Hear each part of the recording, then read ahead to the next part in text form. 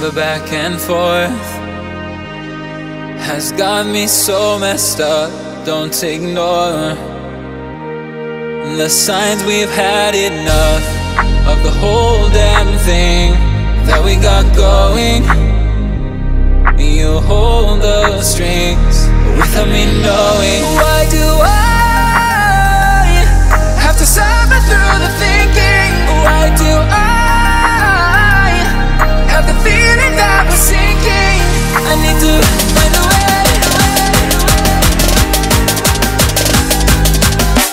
Find a way. Find a way. Find a way out.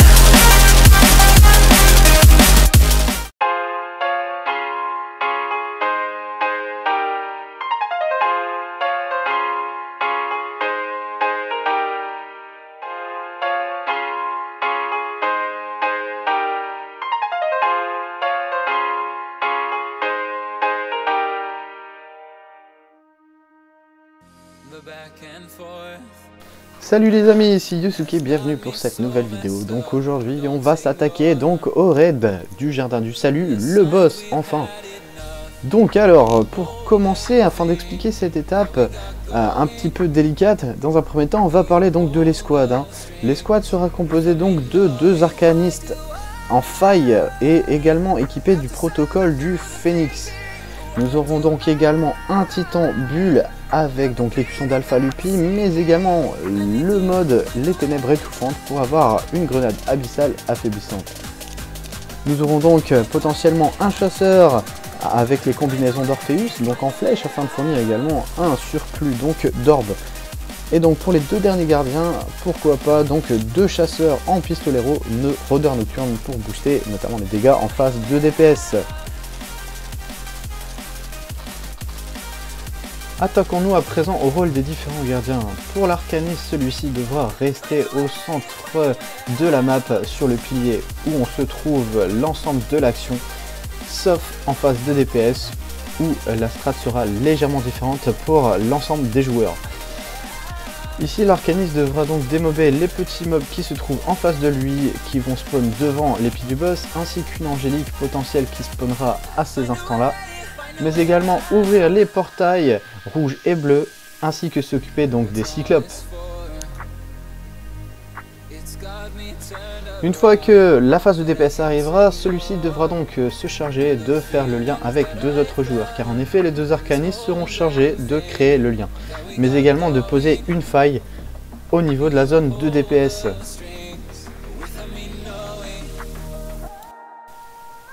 Concernant le rôle du titan, celui-ci sera donc notamment pour la phase de DPS de poser sa faille en retrait après avoir regardé donc de quel côté serait le lien.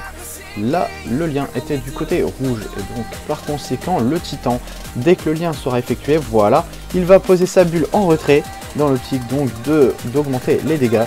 L'arcaniste posera sa faille juste devant la bulle.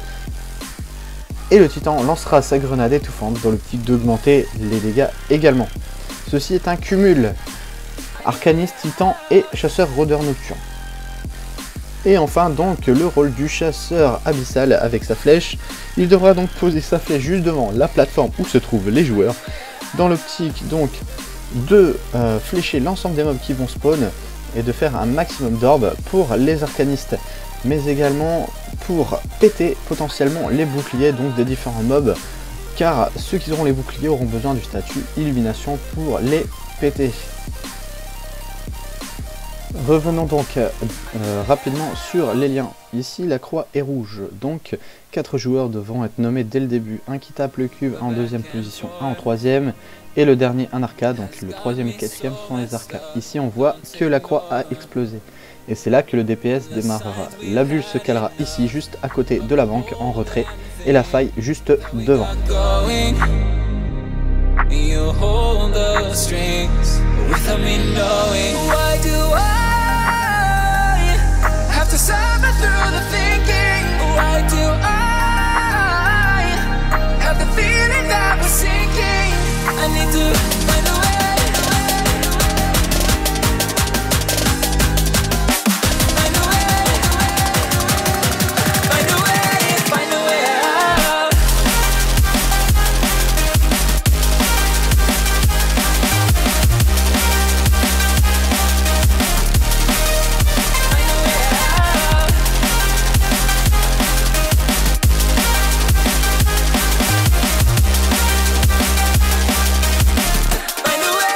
Et enfin donc l'explication finale par rapport donc aux deux équipes qui iront donc démober pour chercher des particules à banquer dans les différentes banques rouges et bleues. Donc il y aura une première TP rouge avec l'équipe 1 qui tapera donc sur l'épaule de droite pour ouvrir le portail rouge sur la droite afin de s'y téléporter. Il y aura un certain nombre de mobs donc à démober dans l'optique de récupérer l'ensemble de leurs particules comme dans le Gambi.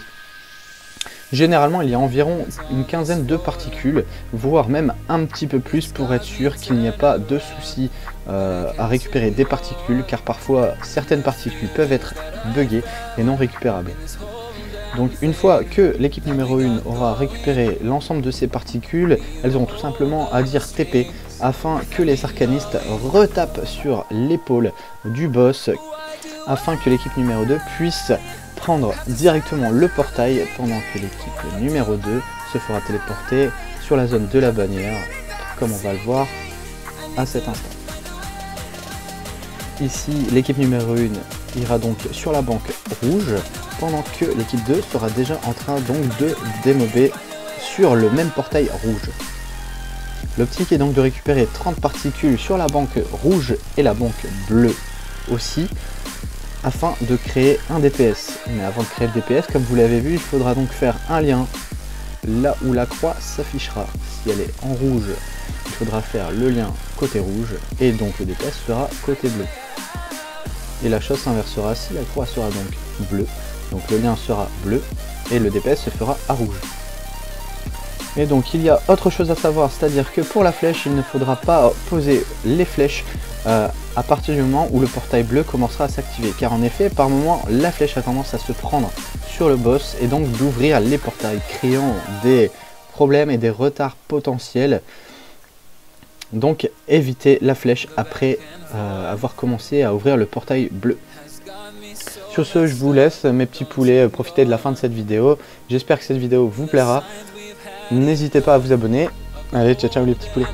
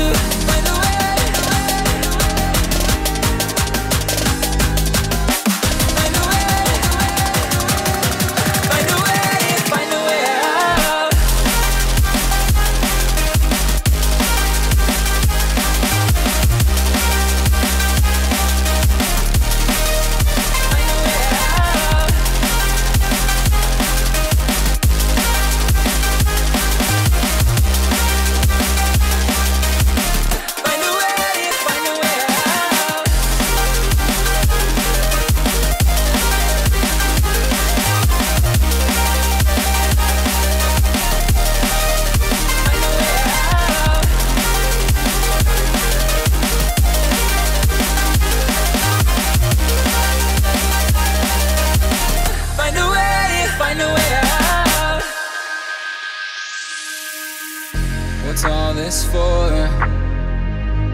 It's got me turned around, but I can't ignore the feelings that I found in this whole damn thing that we got going.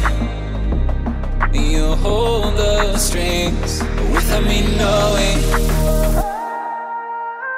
Why do I have to suffer through the thinking? Why do I have the feeling that we're sinking? I need to